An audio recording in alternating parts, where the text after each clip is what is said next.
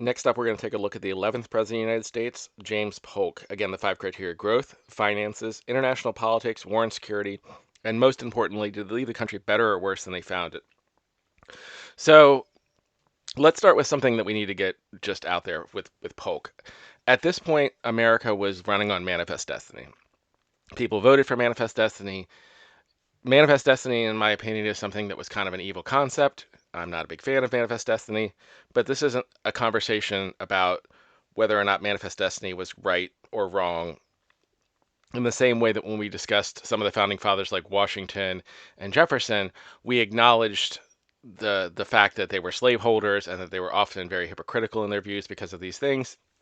And I think we're trying to, as we do these, the reason we're going in order and the reason we're having the conversation about better or worse is we're looking at people in context of their time and in context of what was expected, what the country wanted, and whether or not what they did was good for the country as a whole, not necessarily the world or the people that they did things to. So I think when we're talking about Polk, understand that when I'm talking about him in positive ways, I understand that framework. That being said, and that being the rubric and framework, Polk is one of the most underrated presidents in the history. He was a single-term president by choice. He ran on being a single-term president, and part of why he won, and the part of why I think he was able to get the nomination, was he was running for to be a single-term president in a time when there were incredibly ambitious people on all sides seeking the presidency. One of the things that he was given, piece of advice he was given, was to not select anyone for the cabinet who had personal presidential ambitions, and the only person he did select that did have personal presidential ambitions was James Buchanan, who was the one he kind of struggled with the most during his presidency. Although I think Buchanan in that role did a very good job. We'll be talking about Buchanan later.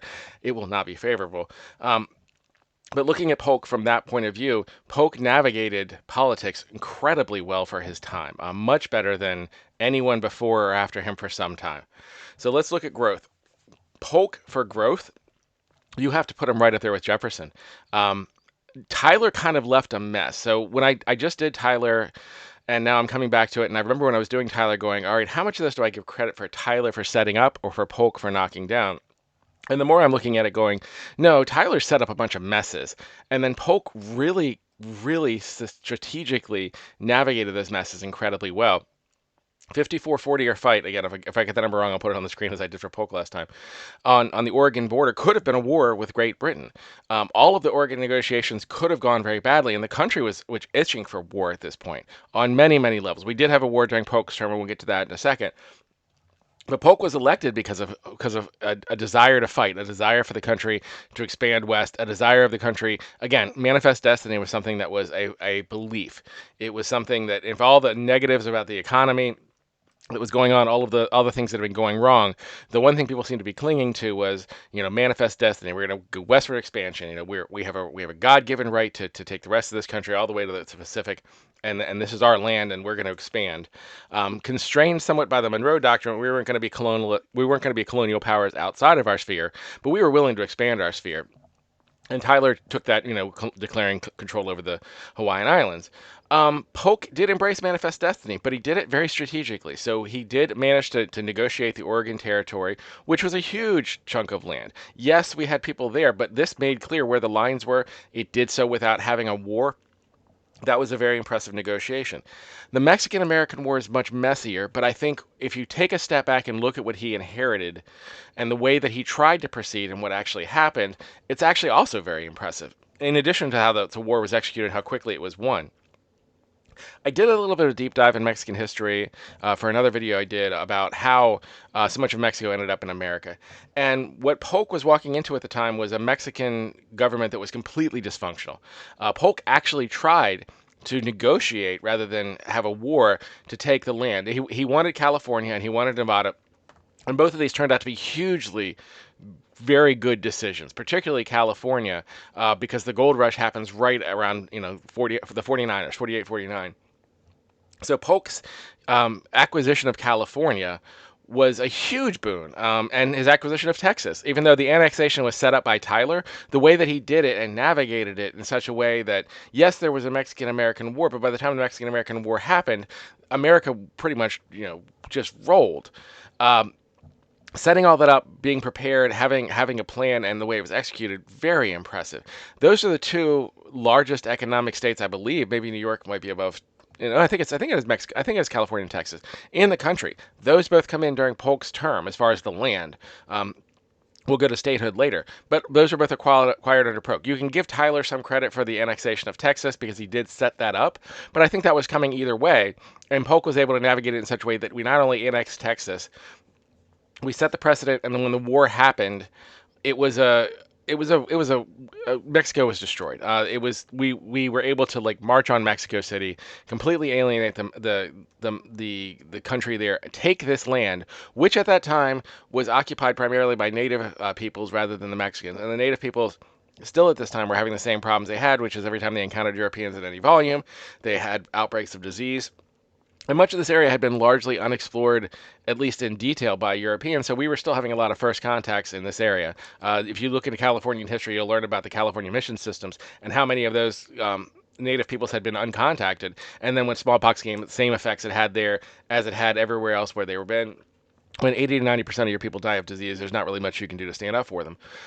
And I don't think he had a choice but to proceed to war because of what Tyler had done with the Fremont expedition. Really, going at the Mexicans, completely ignoring rights. The way the annexation of Texas went, completely ignoring the Mexicans. And I think again he did send someone down to try to negotiate. They were not able to negotiate it primarily because the president of Mexico was deposed. I think he was deposed.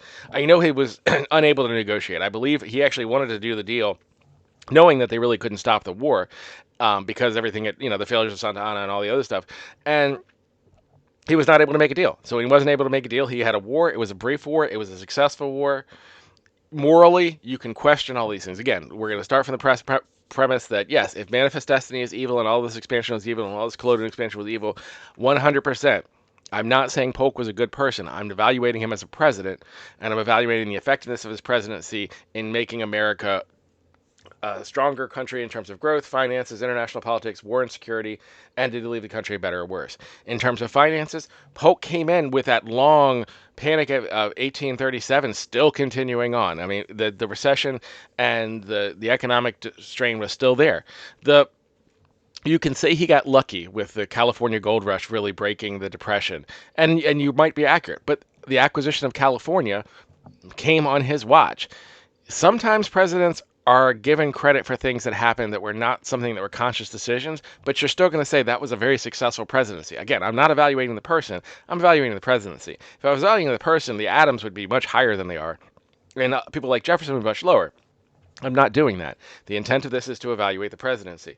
So in terms of growth, he's right up there with Jefferson. In terms of finances, you got to give him positive marks. He turned around what had been a Great Depression and really set up the foundation for economic expansion. He was not big into spending projects, as was kind of the infrastructure thing. He did resist infrastructure bills. So I'm not going to put him very high as far as finances. He'll probably be middle of the pack there, but he was successful there. In terms of international politics, there was a Mexican-American War, but it was a blowout. The Americans won that war handily, probably almost too handily. Maybe made them cocky eventually for when the Civil War came about how wars actually went, and then when the actual war came, they had a different understanding. And then the negotiations with the British in terms of settling where the lands were. I think that was just a very impressive navigation. I'm not going to say he's one of the great international policy people of all time, but he's definitely probably above average.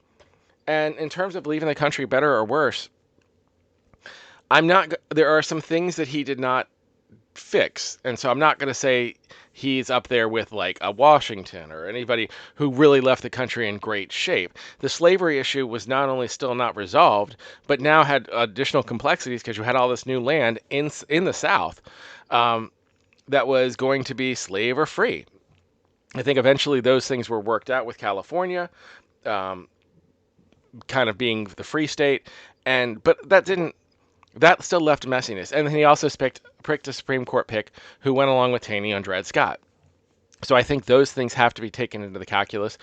He was a Jeffersonian. He continued, I'm sorry, not a Jeffersonian, he was a Jacksonian. So he continued on a lot of the ideas of Andrew Jackson that I think were setting the foundation for what eventually would be the Civil War. But on the whole, I think Polk's brief presidency was a very good presidency. given the 11 people have, I would say it's an exceptional presidency. I'm going to put him at number 3. So just below Jefferson. So you have Washington, Jefferson, and then Polk, and he's just above Monroe. I could see that changing as we do further evaluations, as I discussed in earlier videos. I'm doing this all on a spreadsheet. I'm giving everyone scores on these 5 criteria, and then I'm also using those scores as kind of a rating system as to where they rank among other presidents. So if you see some changing in the chart, that's why. I am going by the scoring, and when I do the evaluations, I'm also doing comparisons. So when I'm saying, let's say I gave him an 8 for growth, I'll then look at the other presidents and go, okay, really, was he above or below this person? And then I'll kind of adjust the scores to put above or below to have that criteria. But I think Polk is a very underrated president. I think it was a very good presidency. So I'm going to leave James Polk at number 3.